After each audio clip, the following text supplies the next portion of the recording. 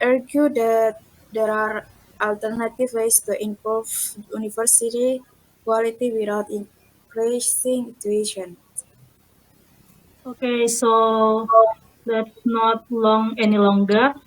Let's start the debate. For me, as the speaker one, we firmly in favor of increasing the single tuition fee, or we call it as UKT, in universities across of Indonesia. The current rates of tuition fees no longer reflect the actual cost of education, given inflation and the need to upgrade facilities. Well, quality education requires investment in infrastructure, research, and academic staff. If universities are to provide world-class education and improve their global ranking, they need to increase funding. Without the increase in tuition fees, university will struggle to maintain their standards, let alone improve them. Take, for example, university like Universitas Indonesia or UI and Institut Teknologi Bandung or ITB, which are investing heavily in their labs, research, research centers, and international programs. However, these improvements cannot be sustained without increasing student contribution. According to the Ministry of Education, current tuition fees are ins- insufficient to cover the increasing cost of maintaining and improving education facilities. Without higher fees, university would have to compromise on quality. This could result in outdated curricula, fewer research opportunities, and less access to modern learning tools. Therefore, a moderate increase in UKT ensures that students receive the education they deserve and helps Indonesian universities become globally competitive. Next. We on the contrary oppose the increase in the single tuition fee UKT in Indonesian universities. Education should be accessible to all, regardless of financial background, and raising tuition fees will disproportionately impact low-income students. Increasing tuition fees creates a financial burden for many families, especially those from rural areas or lower income brackets. It contradicts the principle of equal access to education, which is a fundamental right.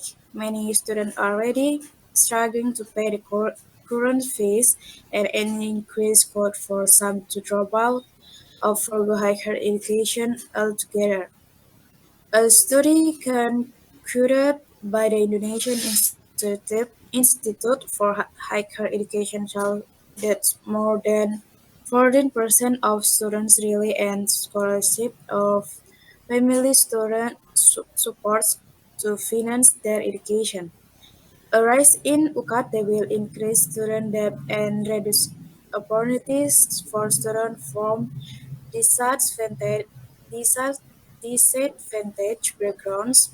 Moreover, other countries that have increased tuition fees, such as the United States, has seen a growing divide between students who can afford education and those who cannot. If UKT is increased, it will deepen inequality and access to education. We will see more students dropping out or option for our quality institution that charge less.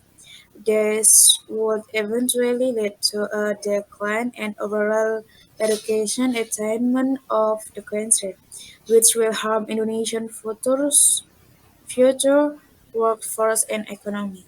Next. My opinions argued that increasing UKT will limit access to education for lower income students. However, they failed to mention the various scholarship program and financial aid that universities offer students who cannot afford the fees can apply for these programs, are designed to ensure that no one is left behind.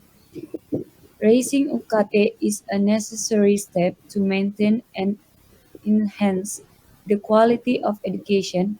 We are not suggesting an exorbitant increase, but a moderate one that reflects the real cost of education. The government and universities can work together to ensure that financial aid is increased in tandem with the tuition fees, so students from all backgrounds can benefit.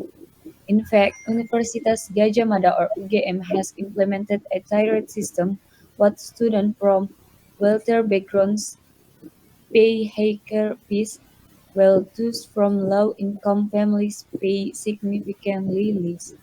This model ensures that the wealthier students contribute more, while still maintaining access for those who cannot afford to pay. By moderately increasing UKT, universities will be able to invest in better facilities, hire more qualified staff, and offer more comprehensive education program. In the long term, this will produce graduates who are better equipped to compete in the global job market, which is will ultimately benefit Indonesian economy. Um, my opponents claim that scholarships will mitigate the impact of higher fees. However, scholarships and financial aid programs are not available to everyone.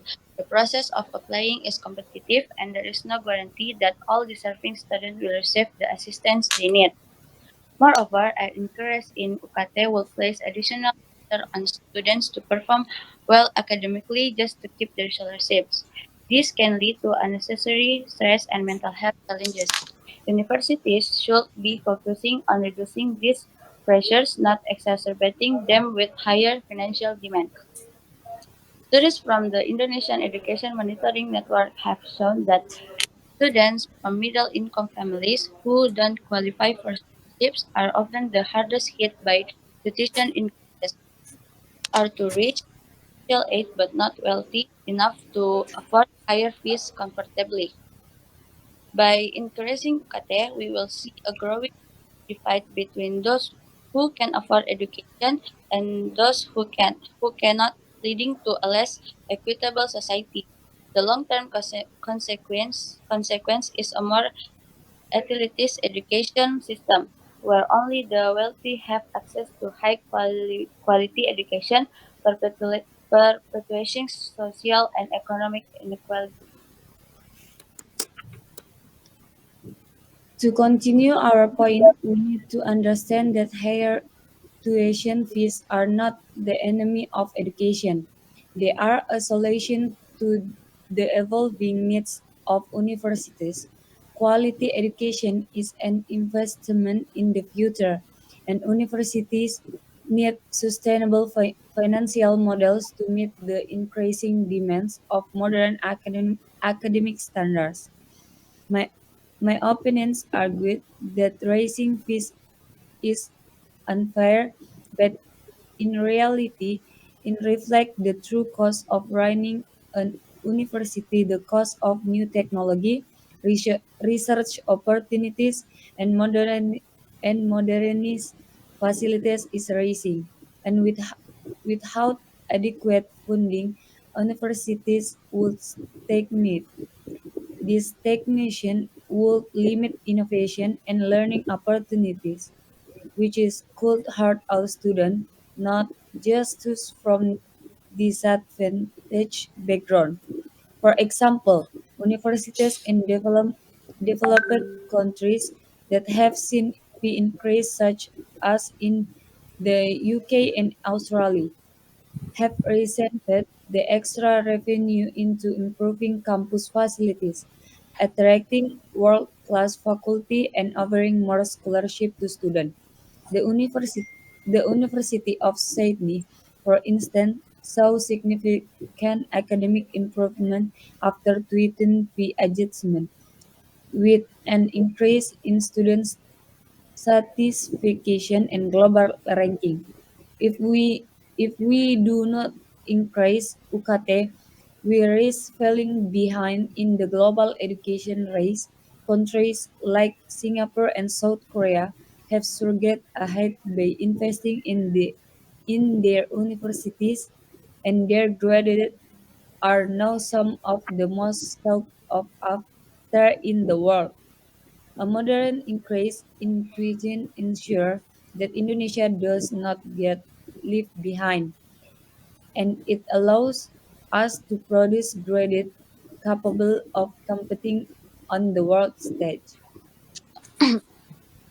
While the affirmative team continues to emphasize long-term benefits, they fail to address the very real and immediate burden that an increase in UKT will place on students and their families.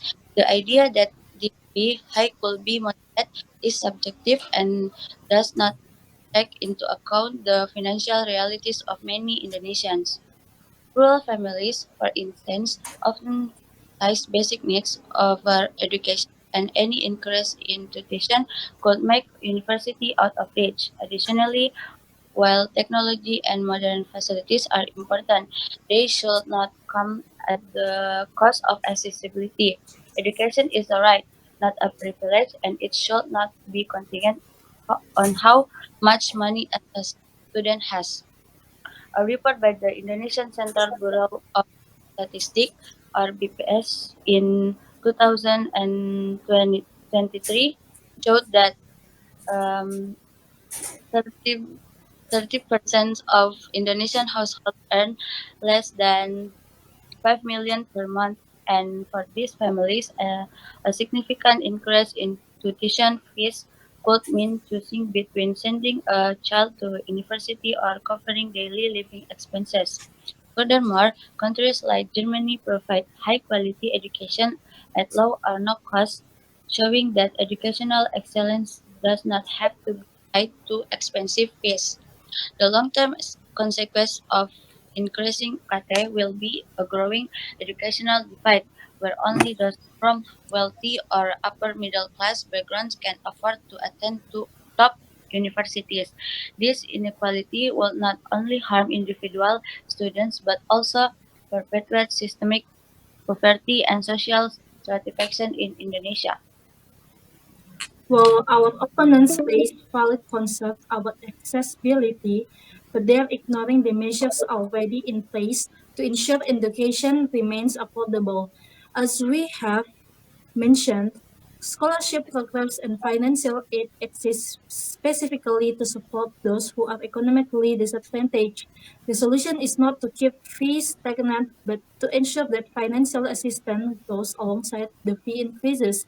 In conclusion, the increased tuition fees are necessary for Indonesia to develop a world-class education system. By investing in education now, we ensure that future generation benefit from better facilities, more opportunities, and higher educational standards. Universities cannot thrive without adequate funding, and a moderate increase in UKT ensures a sustainable future for both the institution and the student. While the affirmative team continues to stress scholarships, they overlook the fact that not every student is eligible, and financial aid programs have limited reach. Furthermore, even a moderate increase, as they call it, would still make education unavoidable for many families, especially in the current economic climate. We strongly believe that education should remain accessible to all, regardless of financial status.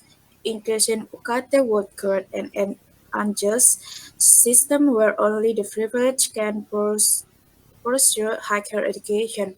Rather than raising fees, universities should explore alternative funding methods such as government grants or corporate sponsorships to maintain and enhance the quality of education without placing the burden on students. All right, maybe that's all from our debate today. We are from Group 3. I am Zara Fatina Sheila, and our friends Nurul Fadila, Nur Atira, and Nafila Dwi Muindar will leaving now. Thank you very much. Assalamualaikum warahmatullahi wabarakatuh. Waalaikumsalam warahmatullahi wabarakatuh.